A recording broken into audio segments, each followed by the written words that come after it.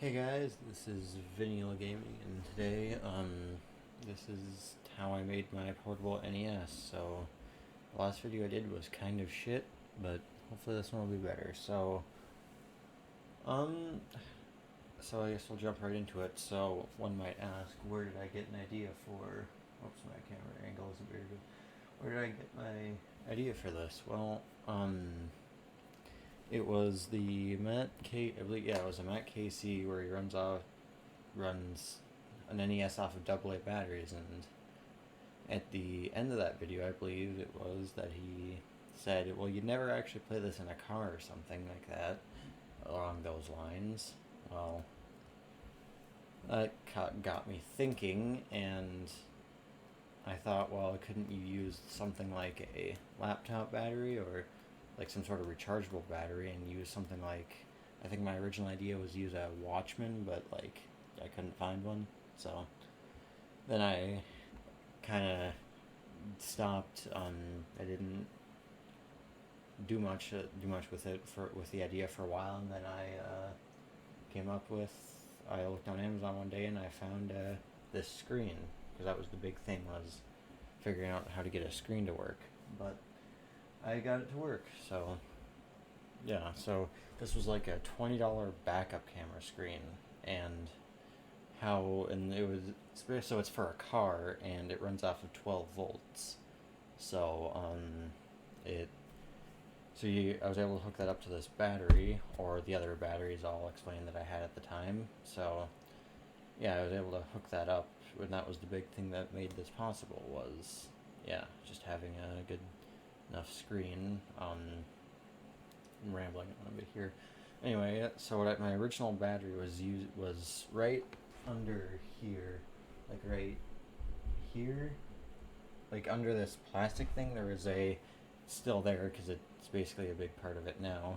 But it's a the it was a laptop battery out of a like an old Dell Inspiron laptop, and I had to crack it open because none of the battery protection circuitry works. So I had to crack it open and solder the wires directly to the battery cells, which wasn't good. I'm sure, as some of you will know, that if you leave it in too long, you'll overcharge the battery and ruin it. But yeah, so so that's what I did. That's what ended up happening. But basically, I should get into how I put it all together now. So basically, it's just there's the battery. This is what the original. I'm gonna explain what the original version of it was. This is the battery right here under here. And I got this plastic piece off of some old, like, I can't remember what it was, but I cut it out.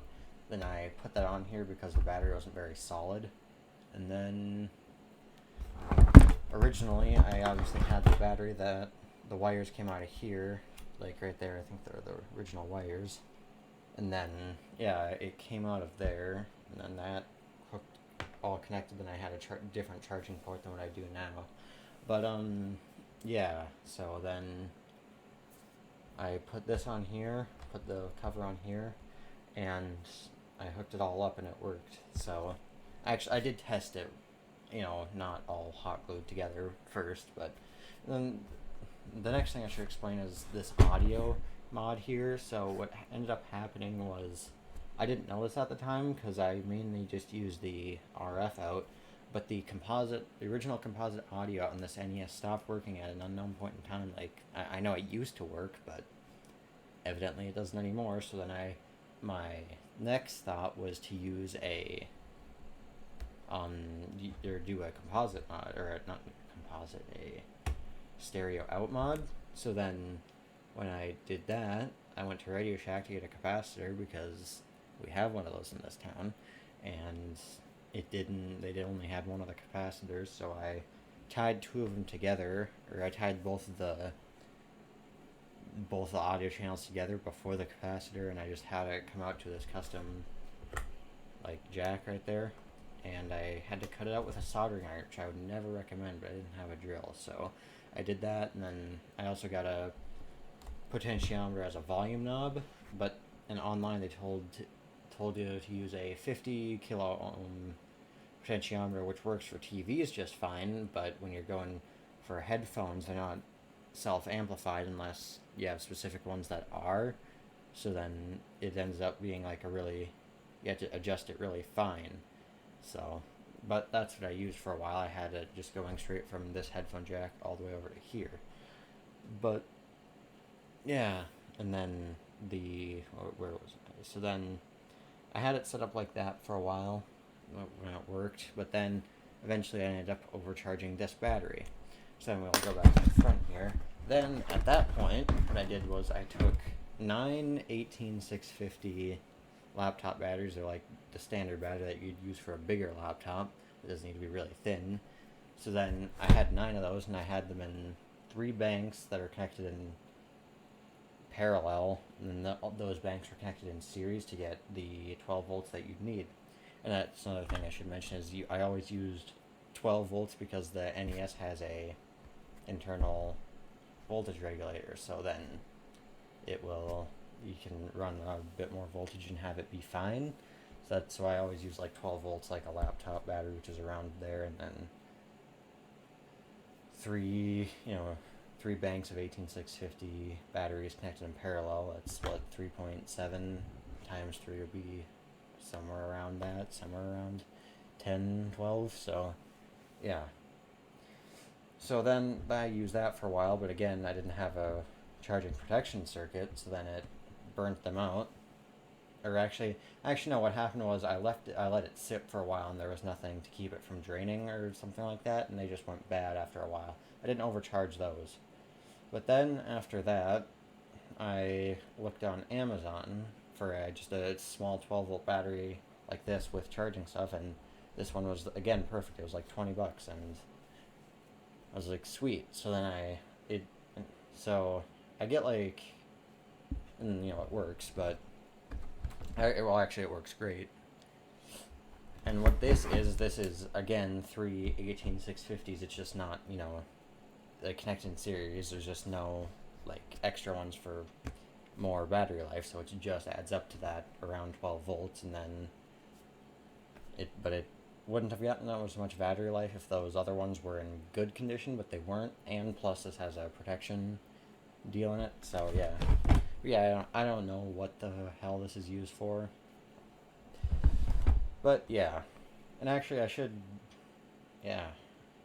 and also one thing I should mention about the screen is it's meant for 12 volts, and the specific reason I picked it is someone online said that it could work on 5 volts, which means that you could, in theory, run it off of many different DC voltages, and basically I think the reason that is because either it has a regulator, so then it all just regulates down to the same volts, or I guess it's just not, the internal circuitry isn't that complex, and I guess it just works. But yeah, it'll run off of USB or anything, so it can run off the varied voltages of a battery that isn't actively being charged by a alternator, because car batteries are 12 volts as well, so it would be fairly similar voltage. So yeah, so and then so I got that, and then next thing after that was I was pretty happy happy with it for a while. Then I ended up. So then another thing I thought about was for Christmas. For Christmas I got a little TV antenna, and for whatever reason I think my grandma just thought, hey, that'd look. So this is the next part of it. I think my grandma just thought, hey, that'd be cool, maybe you can do something with that. So yeah, I did that. So then she got this little antenna, and I didn't do anything with it for a while, and I thought, hey, I wonder if there's a way I can make a portable TV. And there is. So how I did that was basically, as I mentioned earlier, cars output 12 volts, and then so is this. Or most cars use 12 volts through the cigarette lighter or whatever you want to call it. So then what I figured out I could do is take one of these car chargers and just solder the main power wires, and get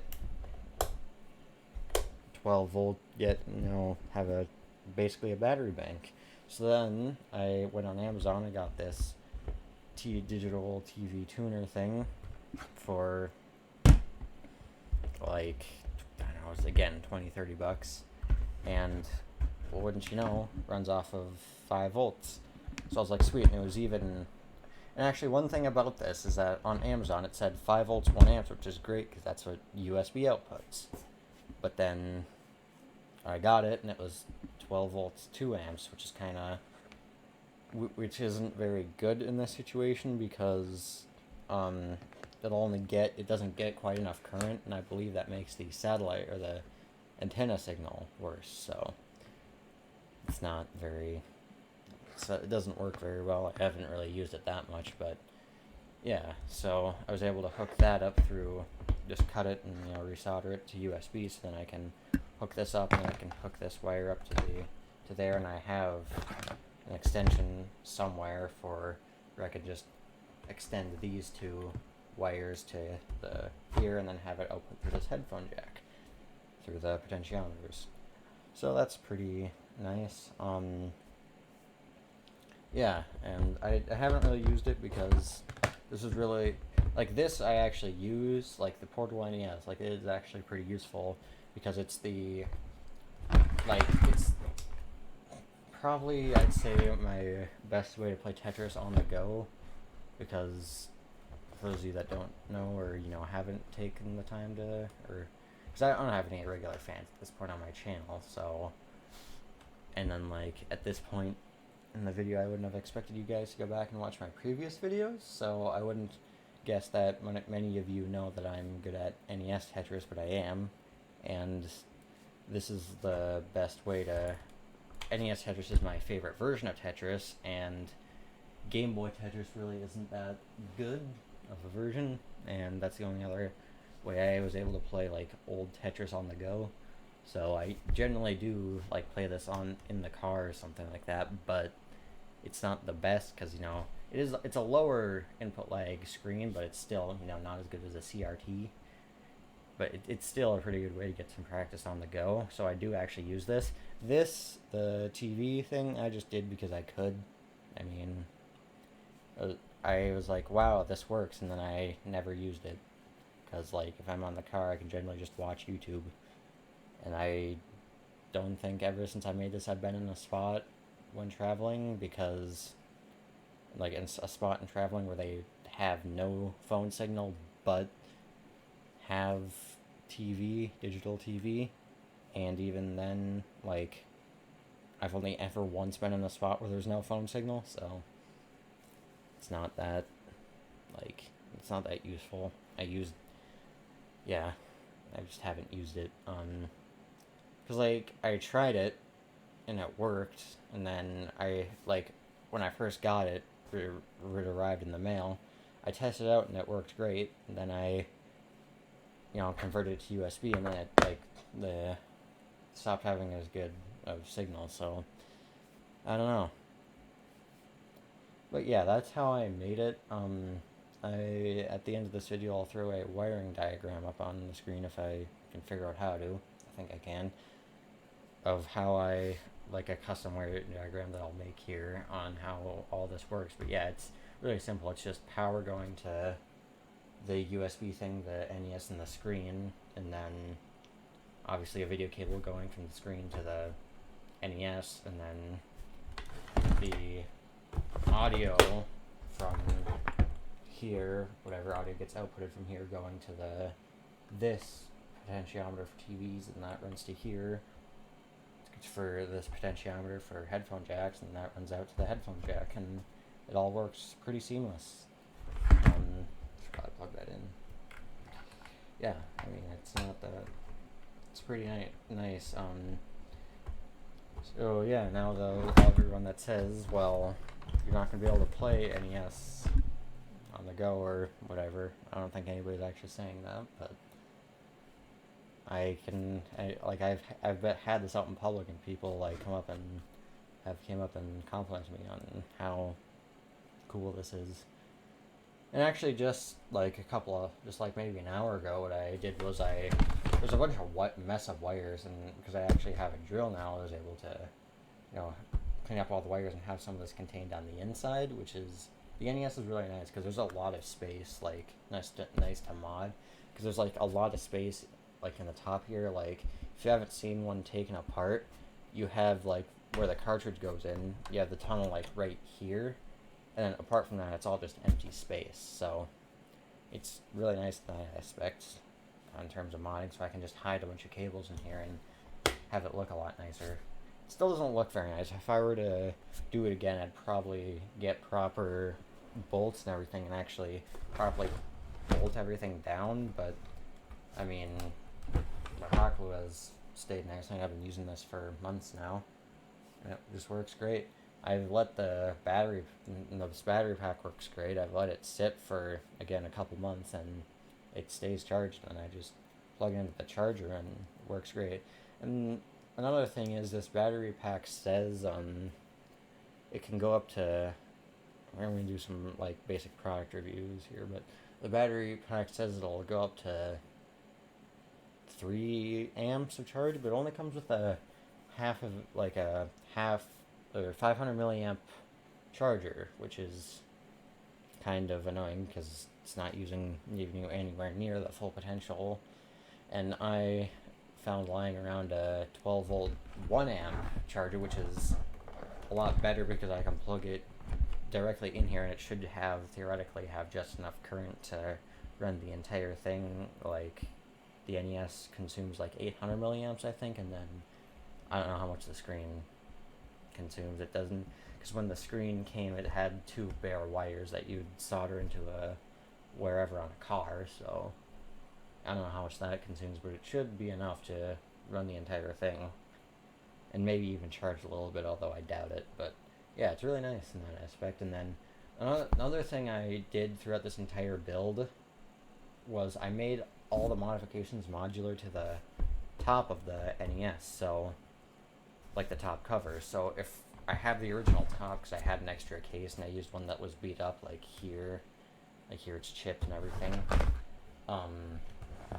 But yeah, like the only other thing is this, like the audio out mod, but I would have had to do that if I wanted working audio out anyway. So I could literally just unscrew the top and put it on any other NES and it would work just the same, which was the main design aspect when making this. Was also, my camera angle has been good here, but it's mainly just talking. Not the whole point is this video is to talk. You don't really need to look at it very much, but anyway, yeah, that was the whole point, was to make it modular to the top, so I could even, if I wanted to, I could probably solder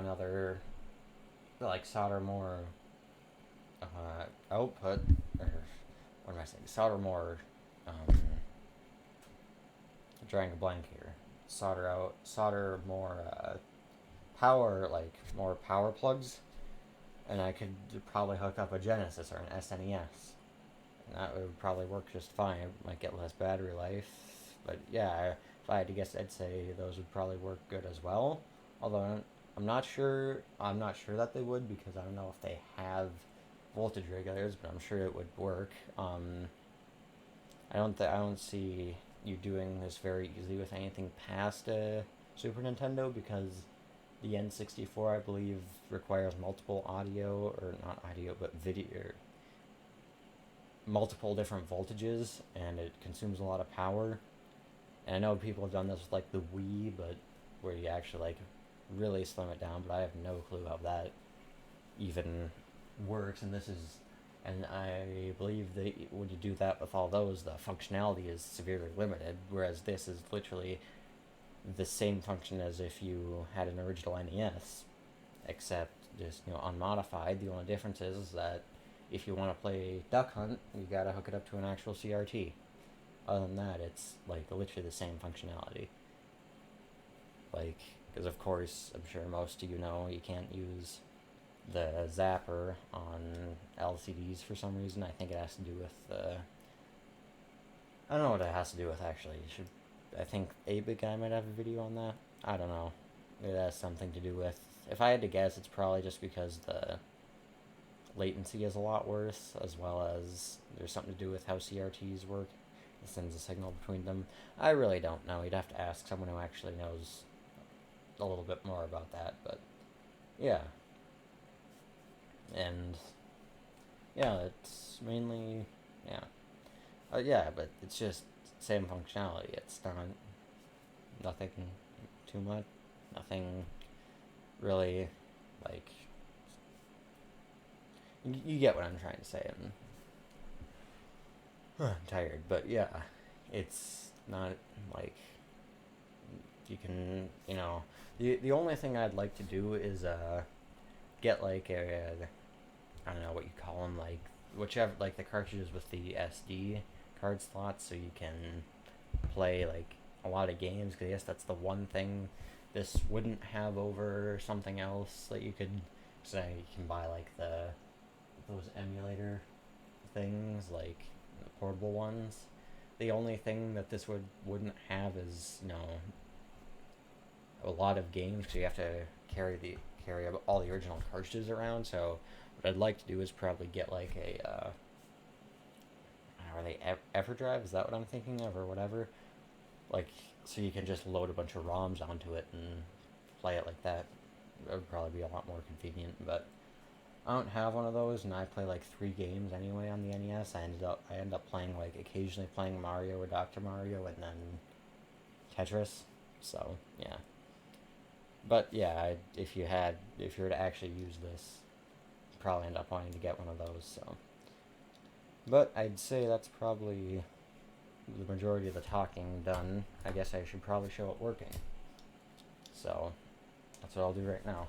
Yeah, it takes a second for the screen to come up, but I mean, yes, it isn't very. Oof. Yeah, that's not. Here, let's see if I can turn the brightness down on it. Maybe. No, it doesn't work very good.